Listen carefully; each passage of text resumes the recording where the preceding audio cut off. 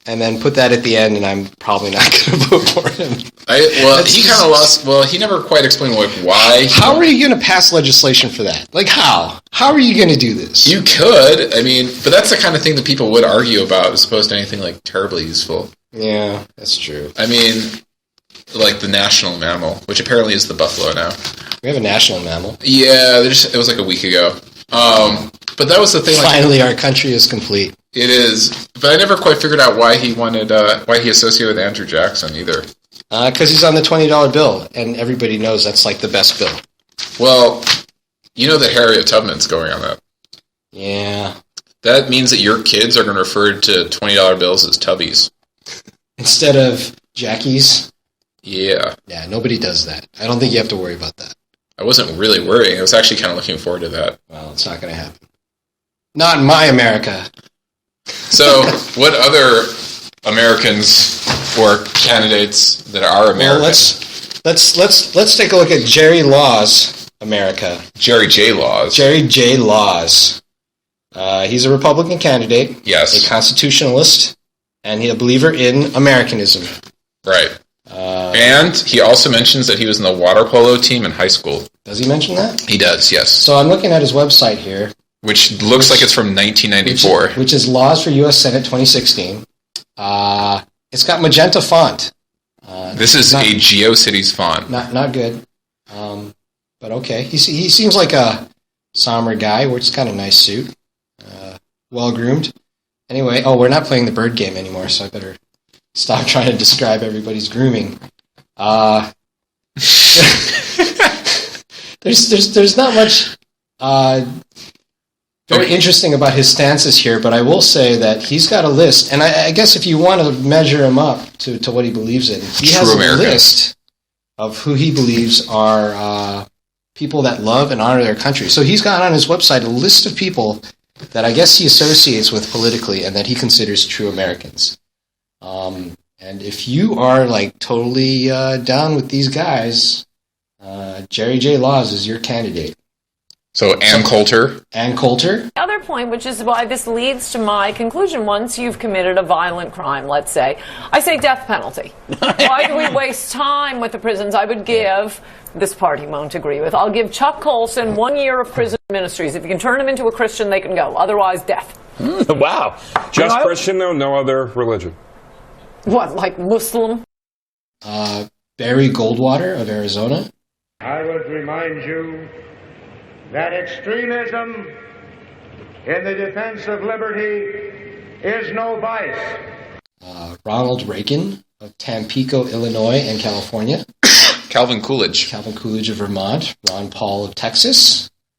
And then other things like Dennis Prager of 590 AM Talk Radio.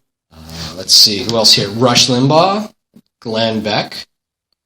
John Wayne.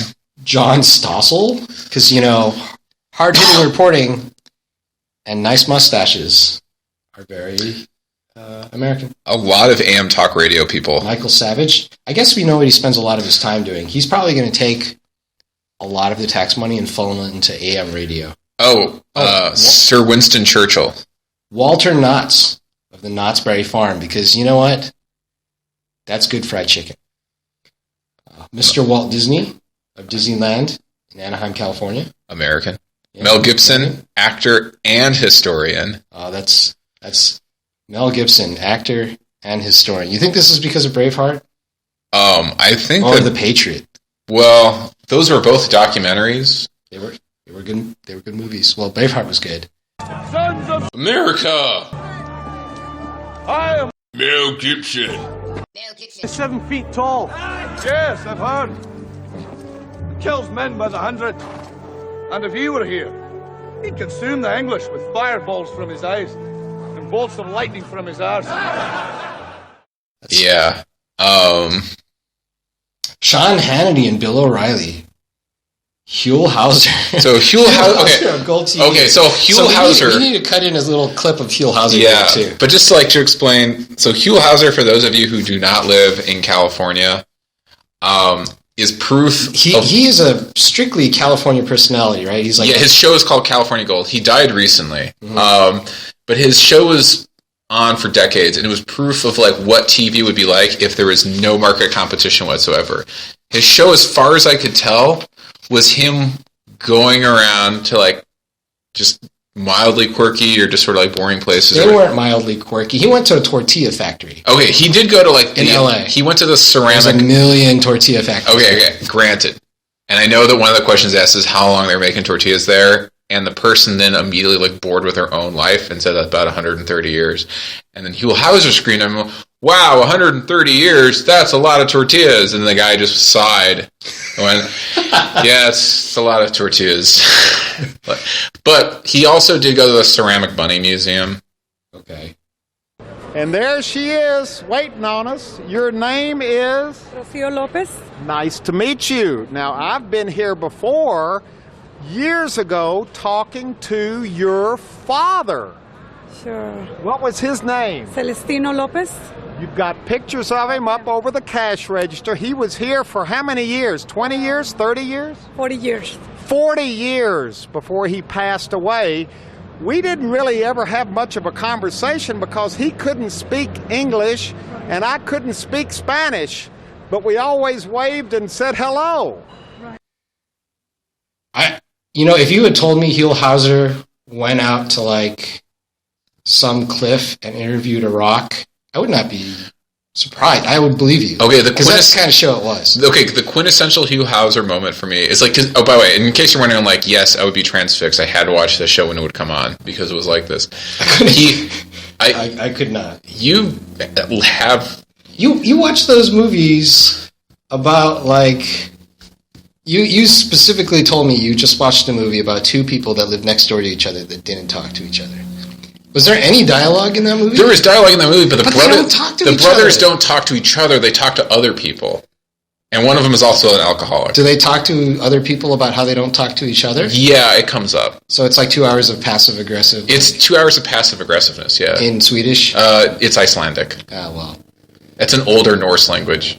That's basically California Gold. Okay, so no. No, that's California Gold. That's an episode of California Gold. No, California Gold does not have the same like undercurrent of humanity. So Huell Hauser would go. This is a real episode. He was actually near a seaside cliff, and he was talking about lighthouses of the California coast, and he was talking about this one lighthouse, right? And it's just like zoomed way in on him, and he said, "Oh, and then the lighthouse was torn down 18 years ago."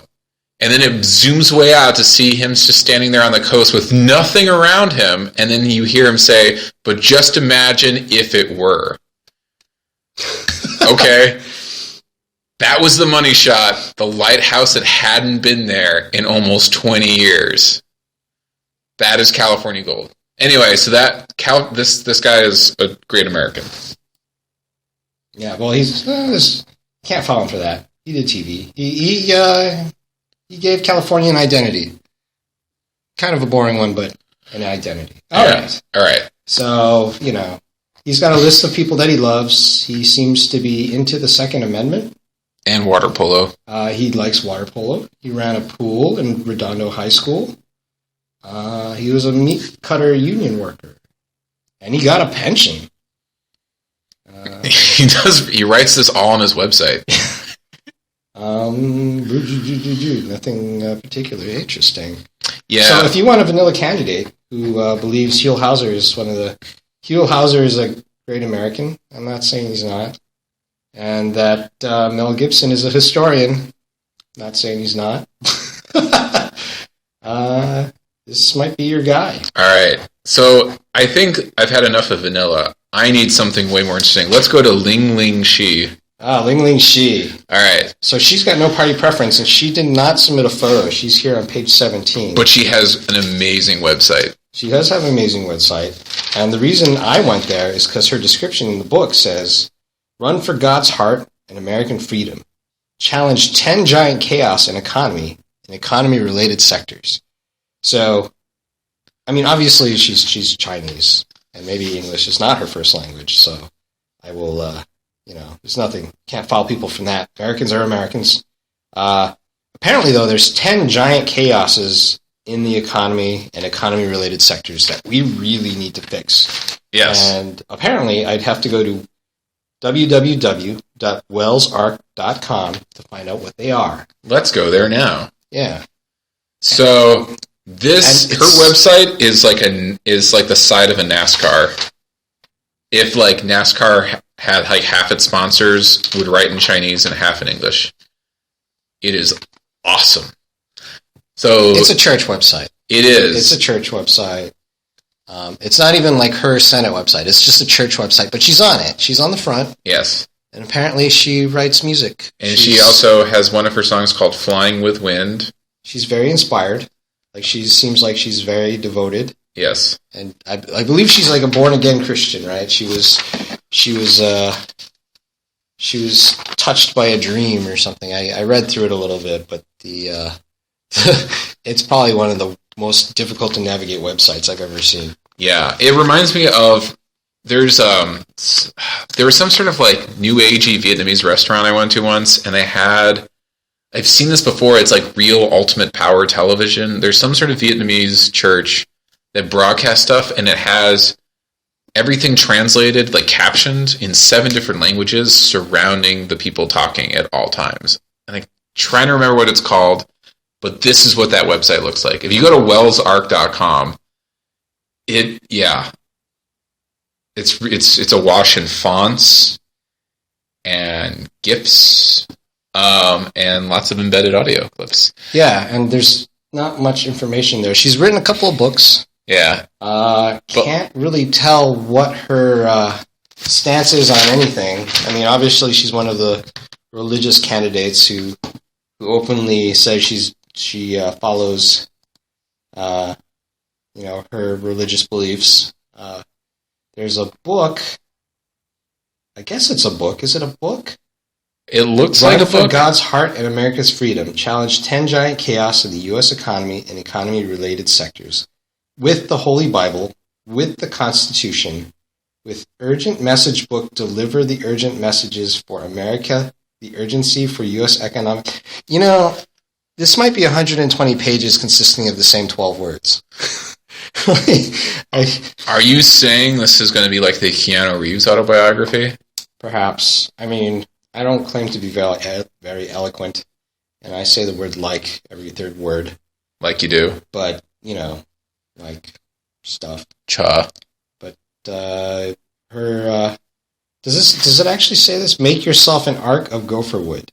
Genesis 6:14. Oh, that's the... Gopher wood. So gopher, yeah, that's Old Testament. That's the whole thing with Noah has to build an ark, and he makes it with gopher wood. What's special about gopher wood? Got to go for the money. So, I don't know. So I can get nothing from this website. I have no idea what she believes in. She might be in for the wholesale genocide of everybody in the country. I don't know. But you did find she seems really gentle. She has a YouTube clip if you want to play that. She does have a lot of music online. Yeah. I'll save that for later. Oh, okay. So, I mean, none of it's terribly threatening. It's just... If you want a senator that can sing and play piano, she might be the one. You know what? I kind of get the same vibe as, like, you know, if you ever go into, like, one of those, like, crystal shops and the people working there are just, like, sort of seem like borderline, like, they're in reality, but they're nice. Yeah. Yeah. Yeah. She seems nice. She looks nice. Yeah. She looks like she can make cookies. Who knows? She might be great. I just cannot tell from this website. So, with that said, all right, let's move on. And I feel like such an informed voter right now. So this got pretty long. It comes out to about 2 hours or so of quality audio. And by quality, I mean we cover close to the 35 candidates in this primary election. So despite what you may have heard about stopping midstream, we're going to stop midstream, just like you. I mean, unless you want to listen to both episodes back to back while taking a whiz, I mean, that's fine too. But if you want to pick up part 2 of our coverage of the California primary, please, load that other file up and finish up with this one. All right, shake it off and download episode 2. Thank you.